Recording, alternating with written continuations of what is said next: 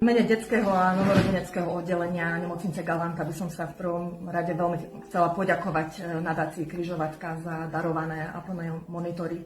Apnoe monitory využívame dennodenne na sledovanie vitálnych funkcií našich najmenších pacientov od novorodencov až po dojčatá. Prečo sú dôležité tie apnoe monitory? Apnoe monitory vlastne nám zachraňujú detičky. Dá sa to tak povedať, určite ste počuli už o syndróme náhleho úmrtia dvojčat, alebo v skratke z anglického SIDS, Sudden Infant Death Syndrome.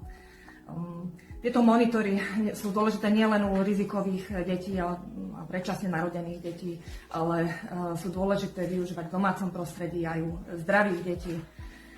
Nie je to len taký zbytočný strašiak rodičov. Syndrom náhleho úmrtia dojčat sa môže týkať aj zdravých detičiek bez nejakých rizikových faktorov.